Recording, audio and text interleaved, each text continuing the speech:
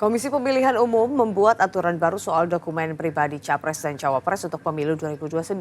KPU tidak akan mempublikasikan 16 dokumen pribadi pasangan calon termasuk ijazah Capres dan Cawapres. Polemik soal keaslian ijazah Jokowi dan Gibran Rakabuming masih ramai dibahas. Terbaru, Komisi Pemilihan Umum mengeluarkan aturan putusan, yaitu tidak bisa membuka dokumen ijazah yang menjadi persyaratan calon presiden dan wakil presiden ke publik tanpa persetujuan. Aturan ini mulai berlaku untuk pemilu 2029. Dalam rilis yang dikeluarkan, KPU menyebut konsekuensi berbahaya dibukanya informasi atas dokumen persyaratan pasangan Capres dan Cawapres yang digunakan dalam proses tahapan pendaftaran bakal Capres dan Cawapres. KPU juga menyebut informasi mengenai dokumen persyaratan paslon Capres dan Cawapres bisa mengungkap informasi pribadi seseorang termasuk perihal ijazah.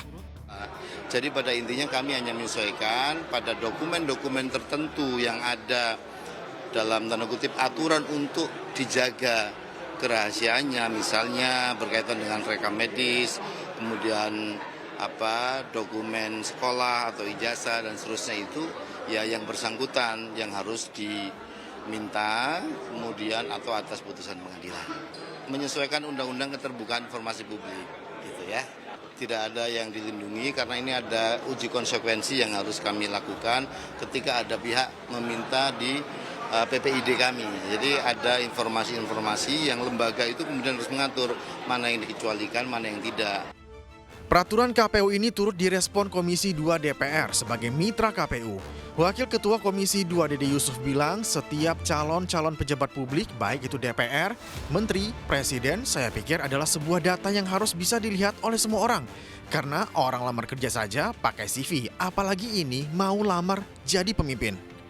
Dalam keputusan itu juga ada 16 dokumen syarat pendaftaran Capres dan Cawapres yang tidak bisa dibuka ke publik tanpa persetujuan. Mulai dari KTP, SKCK, surat tanda terima penyampaian LHKPN, dan 13 jenis dokumen lainnya. Tim Liputan 6 SCTV melaporkan.